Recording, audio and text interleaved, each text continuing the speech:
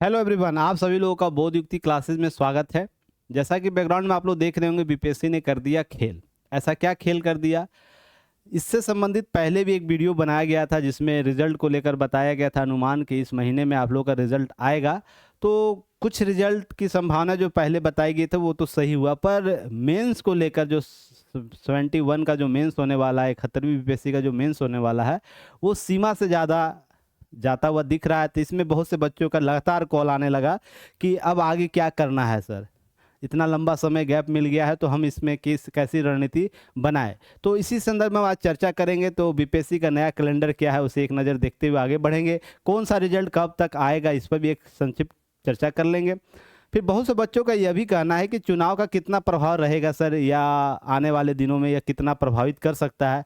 तो वो भी एक कंसर्न है, तो उसे भी हम लोग देखते हुए आगे बढ़ेंगे और आगे अब क्या करना है इसके लिए हम लोग एक संक्षिप्त तरीके से समझने का प्रयास कीजिएगा। इसको आप किस रूप से ले सकते हैं, खासकर 71वीं जो अभ्यर्थी होंगे मेंस के उनके लिए। तो ध्यान रखना, अपने समय का सदुपयोग कीजिएगा। यही आपको जारी किया गया है बीपीएससी के ट्विटर हैंडल पर, अपना ऑफिशियल जो ट्विटर हैंडल वहाँ पर जारी किया गया रिजल्ट।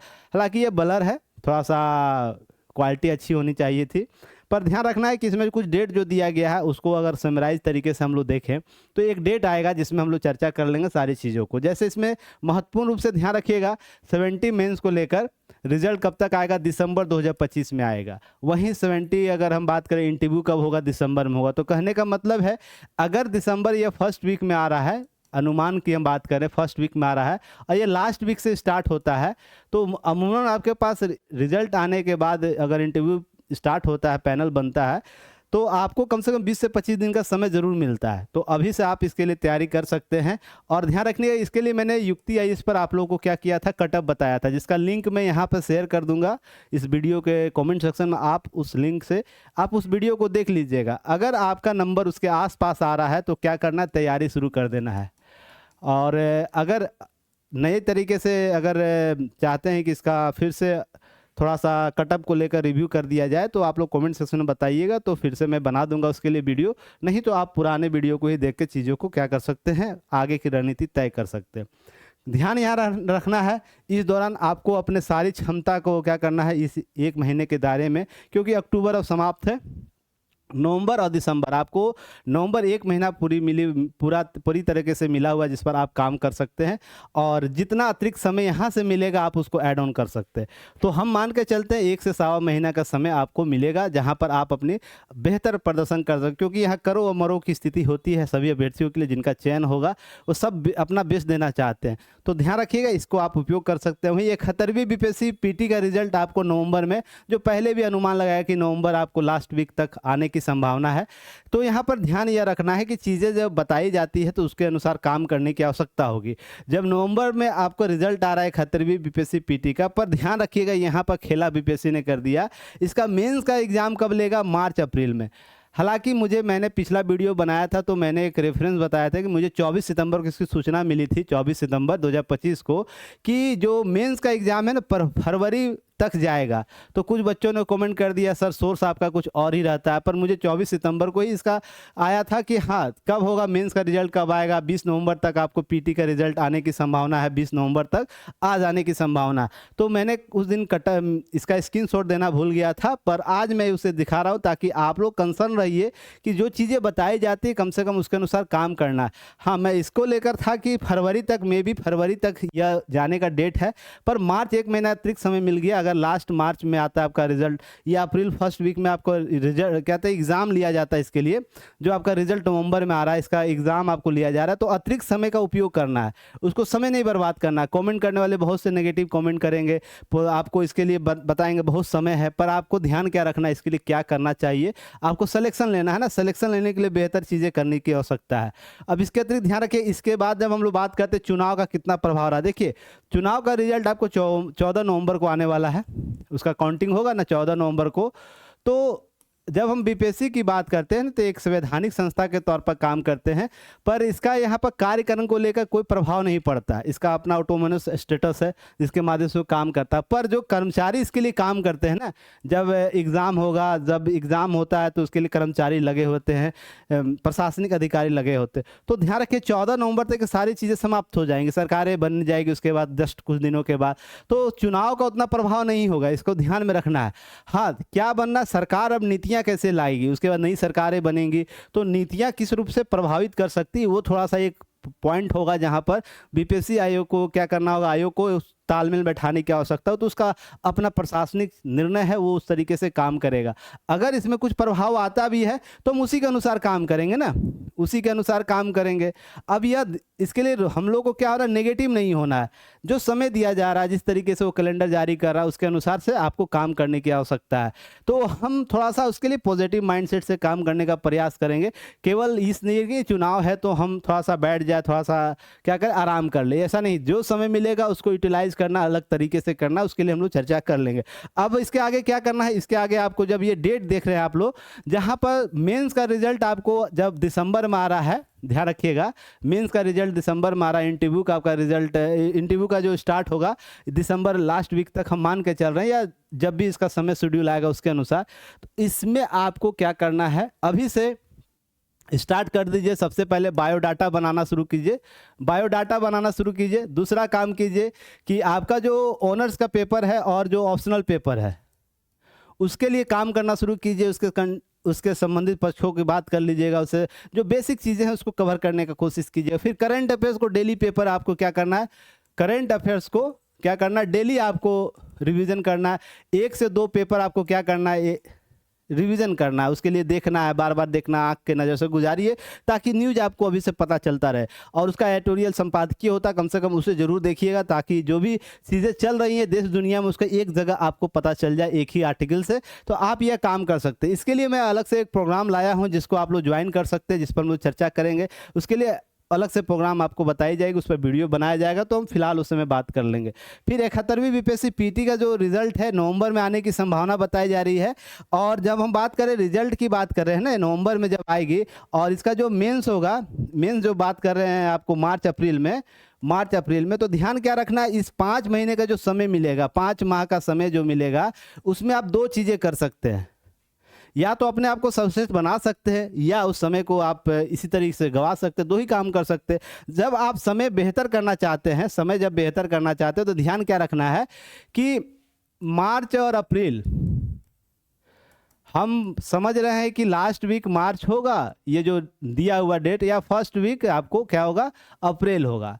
तो अभी अक्टूबर चल रहा, अक्टूबर को हम समाप्त कर देते हैं, नवंबर से स्टार्ट करते हैं, तो कुल आपके पास काम करने के लिए 5 महीने का समय बच जाएगा, जहां पर हम लोग बेहतर काम कर सकते हैं, बेहतर तरीके से अपना रिजल्ट ले सकते हैं। तो आपको क्या करना है, जो वीक सब्जेक्ट है, वीक टॉपिक है, उसको क्या कीजिए, सबसे पहले कवर कीजिए। वीक टॉपिक जो आपका रह रहा है, जैसे इकोनॉमिक का ये बहुत प्रॉब्लम होता होगा, साइंस टेक में बहुत प्रॉब्लम होता है, जो भी आपका वीक सेक्शन है उसका, GS1 GS2 और निबंध का, तो आप उस पर काम करना शुरू कीजिए। स्पेशली अब क्या कीजिए, निबंध को लेकर क्या कीजिए, अलग से काम कीजिए। निबंध को लेकर, निबंध को बेहतर कीजिए। 300 अंक का नंबर होता है, इस पर बेहतर काम कर सकते हैं। इसके लिए क्या करना होगा, आप लगातार पेपर को देखिए, क्लास कर लेना बुद्धिमानी नहीं है, मेरा यह पर्सनल मानना है। आप क्या कर सकते हैं, पेपर को अच्छे से एनालिसिस कीजिए, थिंक प्रोसेस को बढ़ाइए, और संपादकीय को जितना हो सके पढ़ने की कोशिश कीजिए।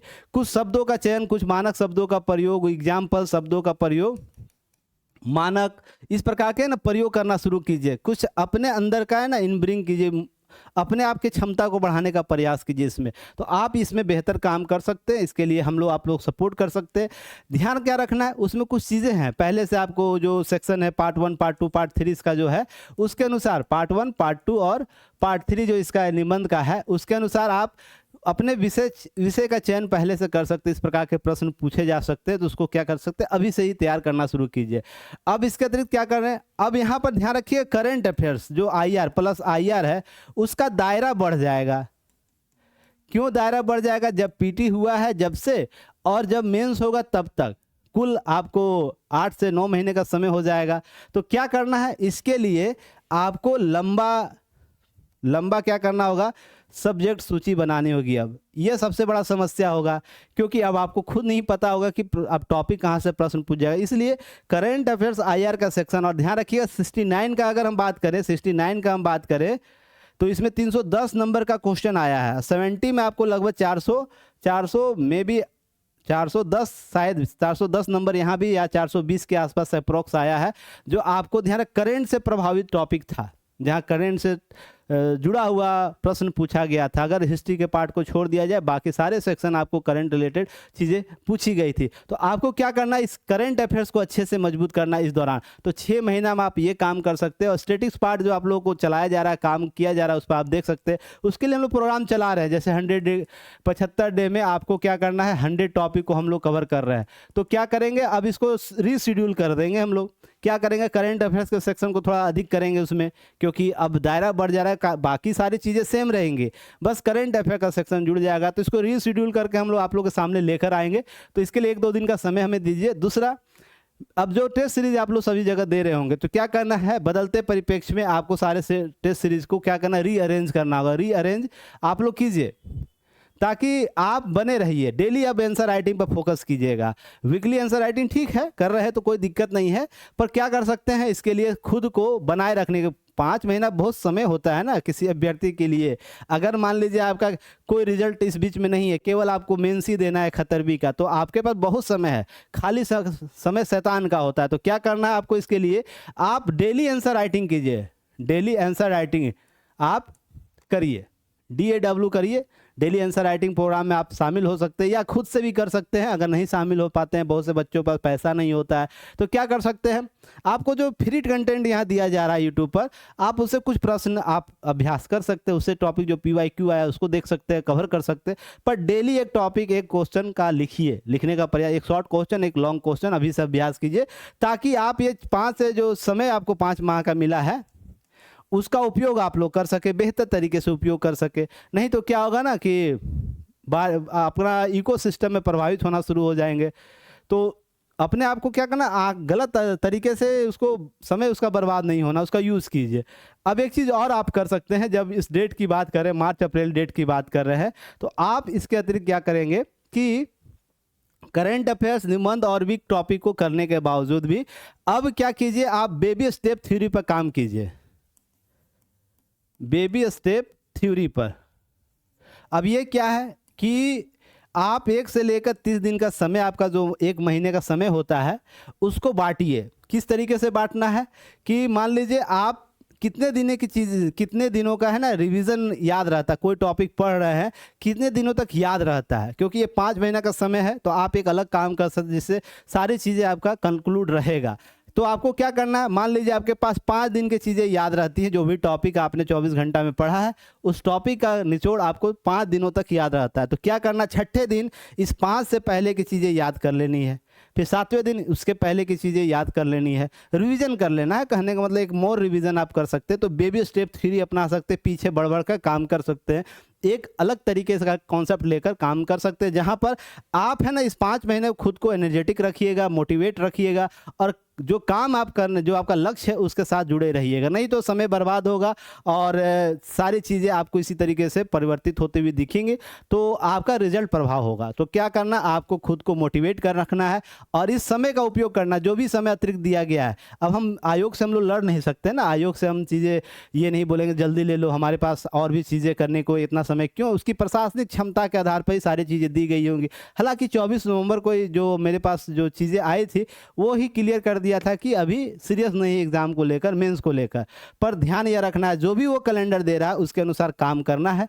तो काम करना है तो इसके लिए आप खुद को इस तरीके से ढांचे में ढाल सकते। नहीं तो क्या होगा ना कि आप लगातार काम करिएगा पर मोटिवेट नहीं रहेगा, लगे अरे अभी तो 5 महीना समय, बहुत समय है, ठीक है ना। तो बहुत समय कब बीत जाएगा पता ही नहीं चलेगा। रिजल्ट का आपको 1.5 महीना हो गया, कब पता ही नहीं चला। बहुत से बच्चे अभी एक्टिव ही नहीं है, एडमिशन लेकर भी अभी घूम रहे हैं। तो क्या होता है ना कि आप समय किस तरीके से निकल जाएगा खुद नहीं पता चलेगा। तो आप अगर इस बार फाइनल चाहते हैं, आप 71वीं अपना फाइनल सीट चाहते हैं, तो आपको ये काम कर लेना है।